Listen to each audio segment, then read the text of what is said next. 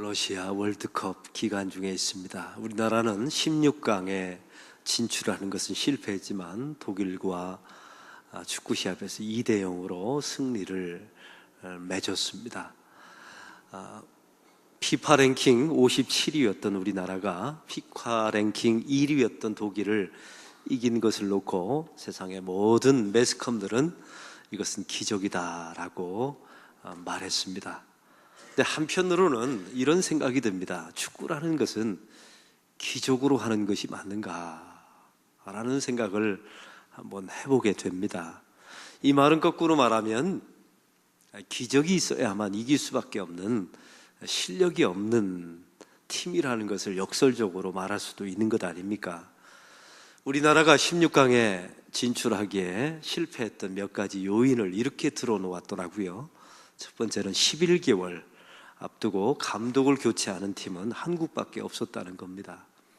그리고 기본적인 체력이 너무나 약한 팀이었다.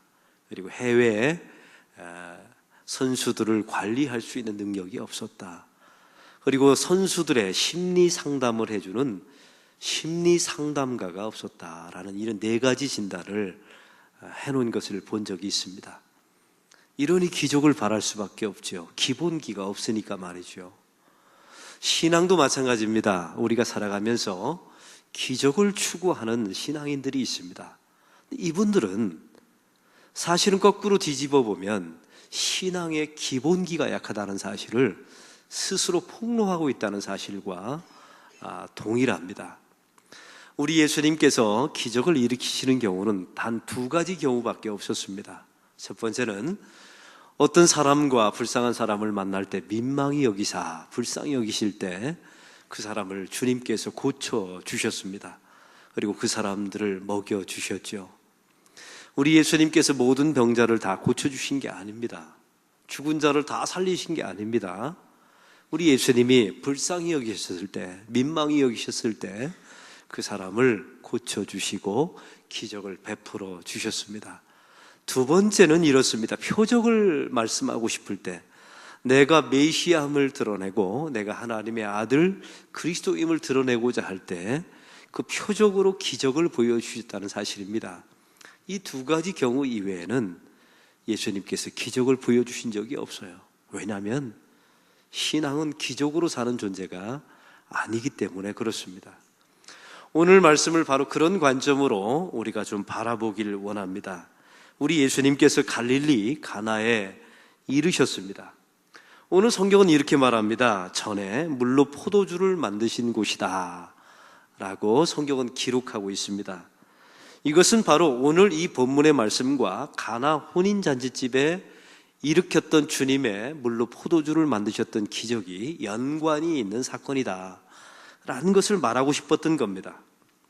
오늘 성경의 헤롯 왕의 신하가 예수님을 찾아옵니다.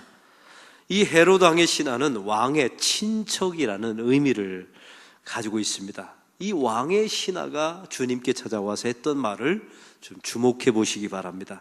우리 47절의 말씀을 다 같이 읽겠습니다.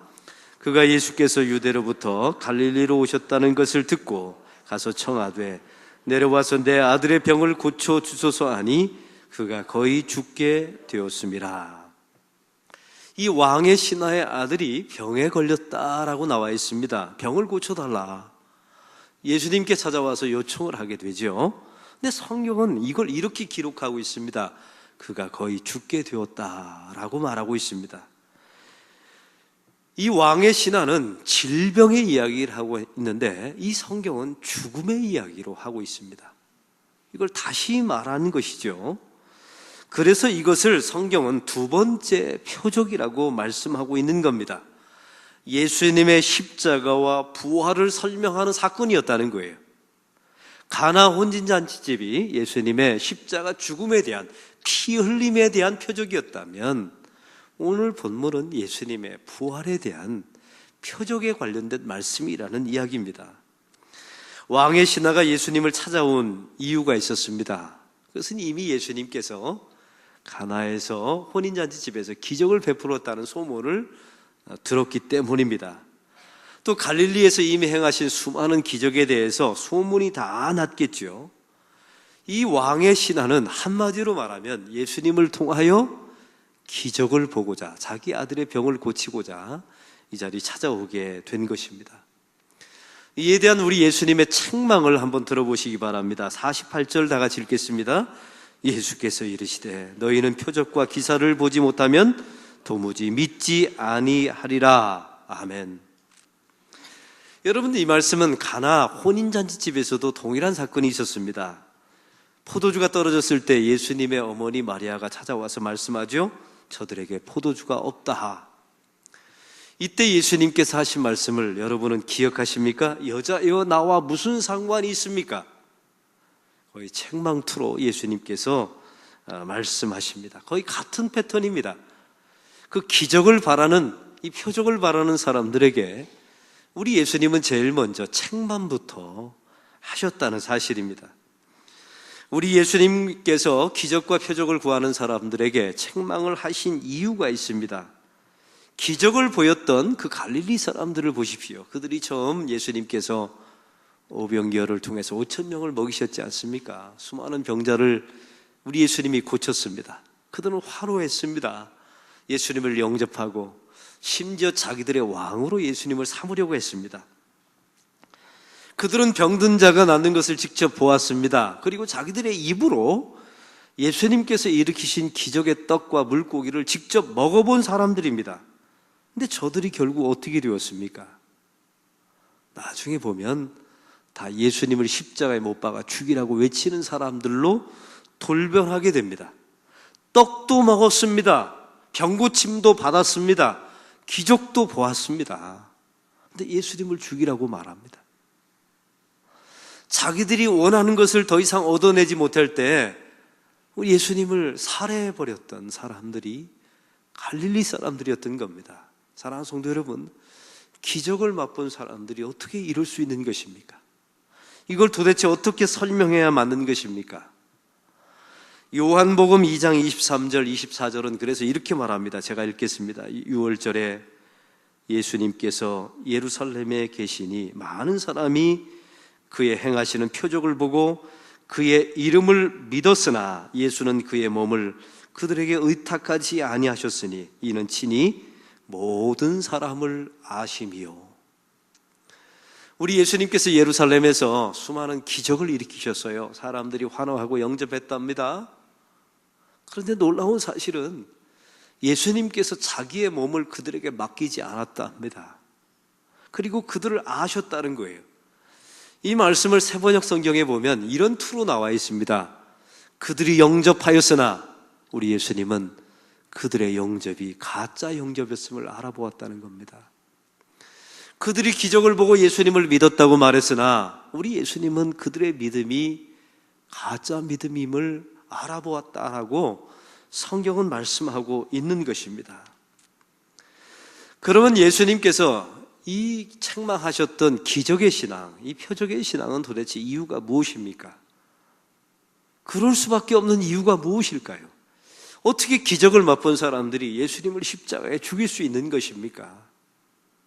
우리 예수님이 만들어 주셨던 떡과 물고기를 먹었던 사람들이 어떻게 예수님을 배신할 수 있을까요? 여기는 몇 가지 이유가 있었습니다. 이 기적의 신학과 이 표적의 신앙의 몇 가지 약점 때문에 그렇습니다. 이 기적을 추구하는 신앙, 표적을 추구하는 신앙들은 전적으로 자극중심적인 신앙인입니다. 이런 사람들에게는 점점 더 센 자극이 필요해요.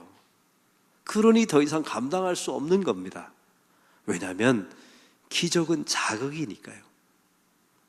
그래서 신앙을 자극중심적으로 끌어가면 그런 사람들은 예수님을 나중에 다 살해해버리는 그런 사람들이 될 수밖에 없다는 사실입니다. 경기도에 한 큰 기도원이 있었습니다. 그 기도원에서 위장병 환자가 간증을 했죠. 나는 위장병이 나았습니다.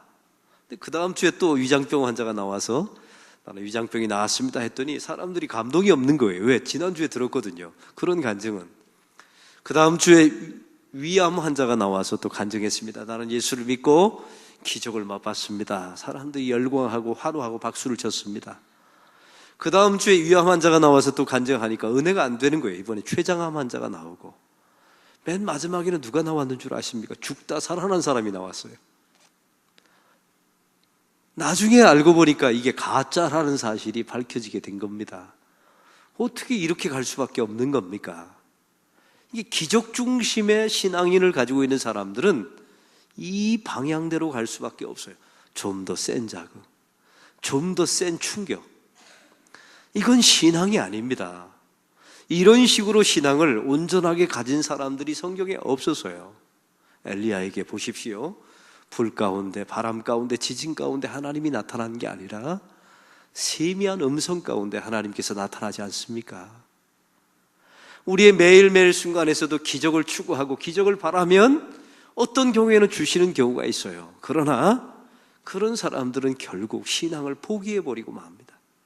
왜냐하면 매일 기적이 일어날 수 없으니까요. 또한 문제가 있습니다. 이 기적신앙은, 기독교는 무엇인가를 보는 종교가 아니라 듣는 종교입니다. 그래서 기독교는 쉐마라고 말하죠. 들으라라고 말씀하십니다. 보라, 만지라, 경험하라, 이런 것이 아니라 들으라라고 말씀하십니다. 그래서 로마서 10장 17절은 말하죠. 그러므로 믿음은 들음에서 나며 들음은 그리스도의 말씀으로 말미암았느니라. 우리의 믿음은 봄에서 나오는 것이 아니랍니다. 들음에서 나오는 거예요. 하나님의 말씀을 들음으로 믿음이 주어진다는 거예요. 사람에게는 놀라운 특징이 하나 있습니다. 많은 것을 보여주면 생각이 줄어듭니다. 생각이 줄어들면 믿음이 생겨나질 않아요. 그래서 예수 믿는 사람들이 많이 무엇인가를 보는 게 좋은 게 아니에요. 그래서 예수님은, 하나님은 형상이 없지 않습니까? 유일하게 전 세상 가운데, 기독교 종교 가운데 유일하게 신의 형상이 없는 종교가 기독교밖에 없어요. 왜냐하면 기독교는 보는 종교가 아니거든요. 본다고 해서 믿음이 생기는 게 아닙니다. 믿으니까 보여지는 것뿐입니다. 또한 기독교 신앙은 기적의 신앙을 추구하다 보면 무속신앙과 다를 바가 없어지게 됩니다. 세상의 모든 종교의 도식을 아십니까? 지극정성을 합니다. 신의 마음이 감동시킬 거라고 생각하죠. 신의 마음이 감동되면 그 순간에 내가 원하는 것을 얻어냅니다. 애군을 피하게 해달라고 말하고 복을 달라고 구하게 되죠. 그 중심에 보면 신이 있는 게 아니라 내 소원이 있는 겁니다. 보십시오. 이게 우상이 누구입니까? 자기 자신이에요.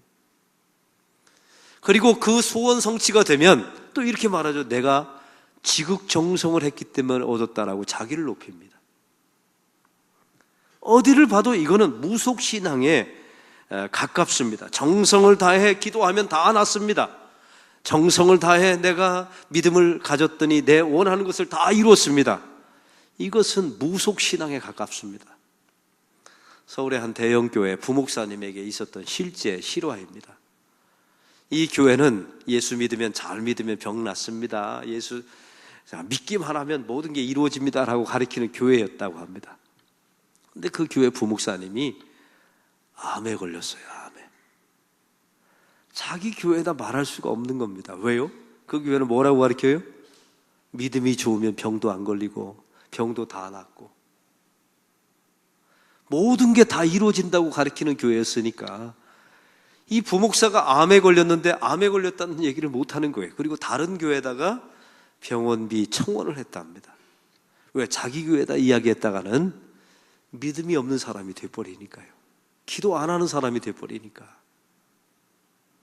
이런 일이 벌어지게 되는 겁니다. 이게 무속신앙이에요. 어떻게 교회가 그럴 수 있습니까? 아프고 연약하면 기도 부탁하고 나의 연약함을 교인들과 함께 나누면서 나 부족한 나를 위해서 기도해달라고 부탁해야 되는 것 아닙니까? 한국 교회가 이 사실을 깊이 다시 한번 생각해 보아야 합니다. 사도 바울의 고백을 보십시오. 하나님 앞에 3번 병 낫기를 위해서 기도했으나 하나님이 고쳐주었습니까? 안 고쳐줬습니까? 안 고쳐줬어요. 대신 주님께서 말씀하실 내 은혜가 내게 족하도다 라고 말씀하셨죠. 이때 사도 바울이 뭐라고 말합니까? 나를 자고하지 않게 하려고, 나를 교만하지 않게 하려고 하나님께서 나에게 이 질병을 허락하셨다라고 사도 바울이 자기의 입으로 말합니다. 이건 믿음의 문제가 아니었던 거예요. 내가 기도를 적게 해서 일어난 삶의 문제가 아니었다는 겁니다. 오히려 이 왕의 신하를 보십시오. 자기 아들이 아프지 않았더라면 예수님께 올 일이 있었습니까? 자기 아들이 죽을 병에 걸리지 않으면 예수님께 나와서 엎드릴 일이 있었을까요? 없었어요. 그러므로 이 왕의 신하에게 아들이 아픈 것은 그 왕의 신하에게는 절호의 은혜의 기회였던 겁니다. 이게 기독교의 신앙이죠. 갈릴리 사람들을 보십시오. 예수님을 믿은 게 아니라 예수님이 보여준 능력만 믿은 겁니다. 아니, 예수님을 이용해 먹은 거죠. 그러다가 자기들이 원하는 것을 얻어내지 못하자 예수님을 십자가에 죽이라고 외쳤던 것입니다. 현대에도 마찬가지입니다. 기적이 있습니다. 기적이 있다는 것을 인정합니다. 그러나 현대에 많은 기적을 일으키는 사람들을 보면 이상한 점이 있어요. 예수의 이름으로 기적을 일으키지만 사람들은 결국 누구를 바라봅니까? 예수의 이름은 바라보지 않고 그 기적을 일으키는 사람을 바라봐요. 그 기적을 일으키는 사람을 숭배합니다. 교주가 되죠. 이게 기적신앙의 약점이었던 것입니다. 이러한 이유 우리 예수님께서 기적신앙을 책망하신 거예요. 그래도 왕의 신하가 오늘 성경에 이렇게 말합니다. 내 아이가 죽기 전에 내려오소서. 내 아이가 죽기 전에 내려오소서. 이 말씀은 이런 의미입니다. 나와 함께 예수님께서 가버나움으로 가자는 거예요. 지금 예수님은 가나에 있습니다. 이 왕의 신하가 가버나움에서 왔는데 37km 정도 거리였다고 합니다. 예수님을 모시고 가고 싶은 거예요. 왜냐하면 모시고 가서 예수님의 직접 안수를 받아야 내 아들이 나을 것이라는 믿음이 있었기 때문에 그렇습니다. 사실 사람들이 다 똑같은 마음 아닙니까? 어떤 문제가 있으면 예수님이 직접 오셔서 직접 안수해 주시면 얼마나 빨리 나을까. 이게 기적신앙과 표적신앙의 대표적인 모습들이거든요. 이때 예수님께서 50절에 이렇게 말씀하십니다. 다 같이 50절 읽겠습니다. 예수께서 이르시되 가라 내 아들이 살아있다 하시니 그 사람이 예수께서 하신 말씀을 믿고 가더니. 여러분, 여기서 이상한 점이 있습니다. 가라 내 아들이 나았다, 치유되었다 이렇게 말하지 않습니다. 가라 내 아들이 살아있다라고 말합니다. 좀 이상하지 않습니까? 이게 이유가 있어요. 이게 표적에 관련된 말씀이기 때문에 그래요. 이게 원문에 보니까 내 아들이라는 단어와 아들 앞에는 항상 관사가 붙어 있습니다. 이 관사는 항상 어디다 붙이냐? 왜 아들에게 붙이는 거예요? 아들이 딱 하나밖에 없을 때 관사를 붙이는 겁니다. 이 신하의 아들은 왜 아들이었습니다. 그런데 왜 아들이 살아있다라고 말한 겁니다. 이 말은 너의 아들이 가면 살아있다라는 의미이기도 하지만 왜 아들, 하나님의 아들, 독생자 아들이 부활하실 것이다. 이 말씀을 하고 싶었던 겁니다. 그래서 이게 오늘 성경의 두 번째 표적이다라고 말씀하신 거예요. 이 신하의 아들을 고치는 게 목적이 아니었습니다. 외아들, 하나님의 외아들이 십자가에서 죽으셨고 그가 살아나셨다. 이 말씀을 하고 싶었던 거예요. 그래서 내 아들이 고침받았다, 치유되었다 이렇게 말하지 않고 내 아들이 살아있다 이렇게 말씀하신 겁니다. 가나 혼인잔치집에서 있었던 일은 무엇입니까? 아까 말씀드렸죠? 오늘 사건과 연관되어 있다고요. 빈 돌 항아리 6개가 있었습니다. 다 비어 있었죠. 형식만 남아있는 견고한 유대인들을 상징하는 기구였습니다. 근데 우리 예수님께서 그것을 물로 채우라 하시고 돌 항아리에 물로 채우라 하시고 그것을 포도주로 만들어 주십니다. 예수님의 피 흘림, 십자가 죽음을 통하여 그들의 혼인잔치가 완성될 수 있다는 주님의 표적이었던 겁니다. 이 가나 혼인잔치집을 통해서는 예수님의 죽으심에 대해서 말씀하신 거고, 오늘 왕의 신하의 고침을 통해서는 우리 주님께서 내 아들이 살아있다, 외아들 예수 그리스도 하나님의 아들이 부활하셨다. 이 복음을 전하기 위해서 이 사건을 일으키신 것입니다. 사랑하는 성도 여러분, 우리 예수님이 부활하셨다, 이 표적, 이것이 선포되자마자 왕의 신하의 반응을 보십시오. 예수께서 하신 말씀을 믿고 가더니 라고 나와 있습니다. 한번 따라해 봅시다. 예수께서 하신 말씀을 믿고 가더니. 여기서 놀라운 일이 있습니다. 기적이 일어난 게 아니에요. 자기 아들이 살아난 게 아닙니다. 지금 그는 본 적도 없어요. 왜? 떠나왔으니까요. 가버나움에서. 지금 내 눈에 아무것도 보이지 않았습니다. 체험도 없어요. 그런데 그는 하나님의 아들이 살아나셨다, 이런 표적에 관련된 말씀이 선포되자마자 그 말씀을 믿고 갔다라고 말씀하고 있습니다. 이게 오늘 본문의 놀라운 일입니다. 사람이 무엇인가를 만지고 인식하는 것은 사람이 할 수 있어요. 사람이 무엇인가를 보고 믿을 수 있는 것은 사람이 할 수 있어요. 보고 믿는 거니까요. 그러나 보이지 않은 것을 인식하는 것은 사람이 할 수 없습니다. 내가 보지 않은 것을 믿는 것은 그건 사람이 할 수 있는 일이 아니에요. 내가 아직 체험하지 않은 기적을 내가 믿는 것, 여러분, 그것은 사람이 할 수 있는 게 아닙니다. 그건 오직 주 예수께서 부활하셨다, 그 외아들이 부활하셨다, 이 하나님의 말씀이 선포될 때 당신의 백성들이 믿을 수 있게 되는 것입니다. 이게 그래서 믿음은 하나님의 선물인 게 맞습니다. 우리 예수님께서 하나님의 아들 외아들이 살아나셨다, 이 표적을, 이 부활을 말씀하셨죠. 이 부활의 말씀이 신하를 믿게 만든 것입니다. 신하가 말합니다. 그 말씀을 믿고 가더니 집으로 돌아가게 되었습니다. 이제 종들이 이제 맞이하게 됐죠. 이 종들이 오면서 신하에게 말합니다. 아이가 살아있다라고 말합니다. 이것도 놀랍습니다. 아이가 나았습니다라고 말하지 않고 이상한 말을 하는 거예요. 아이가 살아있다. 조금 전에 우리 주님께서 말씀하신 그 용어를 동일하게 말씀하십니다.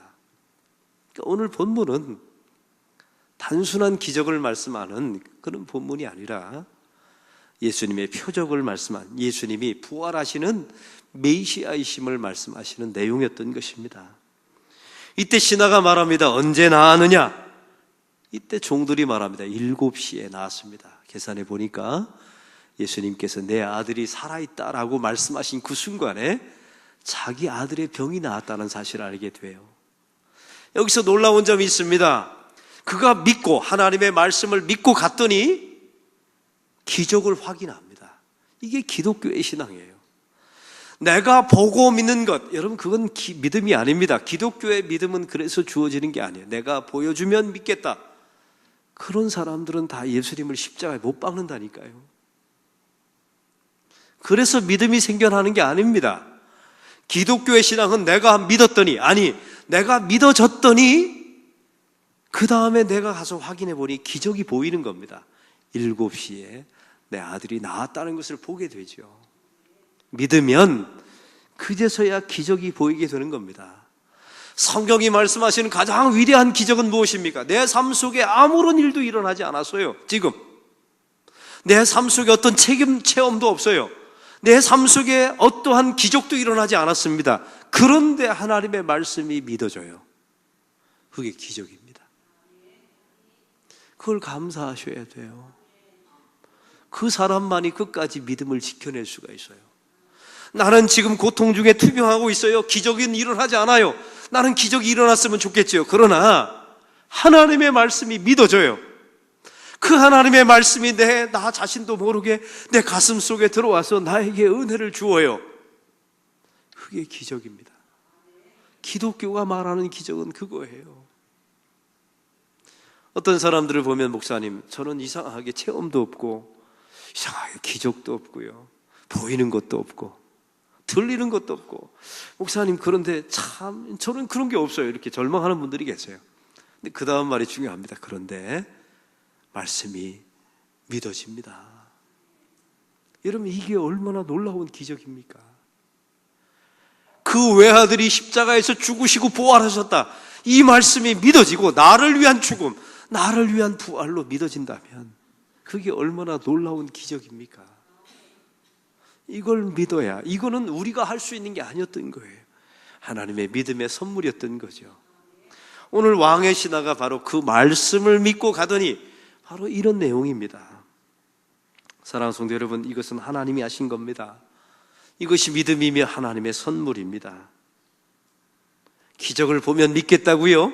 그런 사람들은 다 갈릴리 사람처럼 예수님을 십자가에 살해해버리는 사람들이 됩니다. 그러나 내가 믿었더니 보았던 사람, 오늘 왕의 신하의 가정을 보십시오. 그의 온 가문이 다 예수를 믿었더라, 이런 결론이 나오게 됩니다. 그래서 다시 로마서 10장 17절은 말합니다. 그러므로 믿음은 들음에서 나며 들음은 그리스도의 말씀으로 말미암음이라. 하나님의 말씀이 들리고 하나님의 말씀이 믿어지게 되는 것이 여러분의 삶 속에 가장 큰 기적인 줄로 믿습니다. 오늘은 맥주감사 주일입니다. 6개월 동안 하나님의 은혜 가운데 살면서 여러분은 우리가 하나님 앞에 감사할 수 있는 것, 그것이 바로 오늘 절기의 내용입니다. 여러분은 무엇을 감사하실 겁니까? 나에게 주신 기적을 감사하겠습니다. 기적을 주시면 감사하겠습니다. 그건 그리스도인이 아닙니다. 그런 사람은 감사하지 않고 오히려 예수님을 십자가에 죽이는 사람이 될 가능성이 많아요. 오히려 하나님 저에게 고통을 주신 것을 감사합니다. 이 왕의 신하를 보십시오. 이 왕의 신하가 자기 아들이 아프지 않았더라면 어찌 주님 앞에 나와서 엎드릴 수 있겠습니까? 어찌 그 주의 복음을 들을 수 있는 기회가 있었겠습니까? 어찌 그 가정 전체가 구원받을 일이 있었겠습니까? 그 왕의 아들의 중병에 걸렸기 때문에 예수님께 나와서 엎드렸던 것이죠. 이걸 감사할 수는 없나요? 하나님, 저 가정에 어려운 일이 있어서, 내 육체에 어려움이 있어서 하나님을 더 깊이 만날 수 있는 것 감사합니다. 이게 기독교의 감사입니다. 기적이 없습니다. 체험도 없어요. 실망하지 마세요. 그러나 하나님의 말씀이 들리고 그 하나님의 말씀이 믿어진다면 그것이 기독교가 말하는 진짜 기적입니다.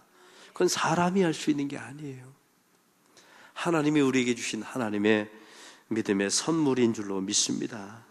내가 보면 믿겠다고요? 아니요. 우리가 믿으면 보게 되는 겁니다. 믿으면 내 삶 속에 주어진 모든 것이 다 기적임이 보이게 됩니다. 저는 제가요, 오늘도 살아있다는 게 기적이고, 사실 이번 일주일 동안도 제가 얼마나 헤맸는지 몰라요. 얼마나 몸살이 나고 목 상태가 안 좋고 링게로 맞고 병원에 있다가 오늘 또 설교를 쓰잖아요. 제가 하나님 앞에 믿음을 가지고 서면 오늘 서 있는 것도 하나님 앞에 기적이고, 목회할 수 있다는 것도 기적이고, 우리 교회 환경 속에서도 또 건축할 수 있다는 것이 기적이고, 믿음을 가지면 내 삶 속에 주어진 모든 것이 다 기적으로 보이는 역사가 일어나게 될 줄로 믿습니다. 만나를 구하는 사람은 순간적으로 감사할 뿐입니다. 메추라기를 구하는 사람 순간적으로 감사하죠. 왜요?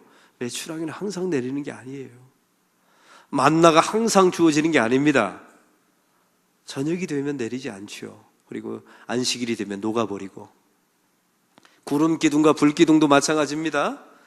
구름 기둥은 낮에만 비춥니다. 불 기둥은 밤에만 나타나요. 그래서 우리는 항상 감사할 수가 없어요. 그러나 이스라엘 백성들이 항상 감사할 수밖에 없었던 이유가 있다면 그들과 항상 함께 했던 성막이 있었습니다. 그 성막은 밤에도 함께 있었고 낮에도 함께 있었고, 아침에 자기의 텐트를 열면 텐트 정문에 성막이 보이게 하고 그 성막 안에 있는 말씀이 보이도록 하나님께서 배치하신 겁니다. 이스라엘 백성들을 40년 동안 그 거친 광야길에서 인도해낸 것은 만나와 메추라기가 아니었어요. 그거 없어도 얼마든지 그들은 살 수 있었어요. 사실은 구름 기둥 없어도 살 수 있었어요. 좀 더웠을 뿐이죠. 불 기둥이 없어도 살만은 했습니다. 그러나 그들의 성막 안에 말씀이 없었다면 그들의 40년의 광야 생활은 불가능했을 겁니다. 이스라엘 백성들이 40년 동안 그들을 지켜낸 것은 만나와 메추라기의 기적이 아니라 그들의 일상 속에 함께 하신, 매일매일 함께 하신 하나님의 말씀, 그 법궤가 그들을 지켜낸 것입니다. 이걸 감사하셔야 돼요. 그래야 우리가 이 광야길에서 끝까지 견뎌낼 수가 있습니다. 그리고 지켜낼 수가 있는 겁니다. 여러분의 매일매일 삶 가운데 혹시 기적을 구하는 분들이 있거들랑 하나님 보여주면 믿겠다고 말하는 것은 기독교가 아님을 잊지 마십시오. 믿으면 보이게 됩니다. 오늘 말씀처럼 외아들 하나님의 아들이 살아나셨다, 이 말씀을 듣는 순간에 그가 말씀을 믿고 가더니 그의 가족이 다 구원받았습니다. 사랑하는 성도 여러분, 여러분의 삶 속에 표적과 기적을 추구하는 신앙이 있다면 얼른 내려놓으시고 다시 말씀 앞에 돌아서서 그 말씀이 날마다 나에게 주어졌다는 것을 감사하시고 그 말씀으로 만족하고 살아가게 될 때 여러분의 매일매일의 삶은 감사의 삶이 될 줄로 믿습니다. 그리고 기적이 없어도 그 광야길에서 거뜬히 40년의 광야 생활을 거뜬히 감당하고 하나님 나라에 이르는 주의 백성들이 될 줄로 믿습니다. 하나님 아버지, 오늘 말씀을 통하여 주께서 기적과 표적의 신앙을 버리고 말씀의 신앙을 가지라고 주께서 말씀해 주심을 감사합니다. 우리가 지금까지 살아오면서 무엇을 기적이라고 여기고 무엇을 감사하며 살았습니까? 혹시 하나님을 수단과 도구로 여기고 이 갈릴리 사람처럼 환호하고 영접했지만 가짜 영접, 가짜 믿음은 아니었는지요? 깊이 생각해 보게 하여 주옵소서. 우리의 삶 속에 말씀 하나만으로 충분함을 고백하게 하시고 하나님의 아들이 살아나셨다, 이 말씀에 따라 믿고 갔던 이 신화가 우리가 되게 하여 주시옵소서. 말씀 하나로 감사하게 하시고 말씀이 들리는 것을 기적이라고 여기게 하시고 체험이 없고 나에게는 기적은 없지만 그 말씀이 믿어지는 것이 얼마나 놀라운 하나님의 은총이며 감사 제목인지 알게 하여 주옵소서. 예수 그리스도의 이름으로 기도하옵나이다. 아멘. 우리 다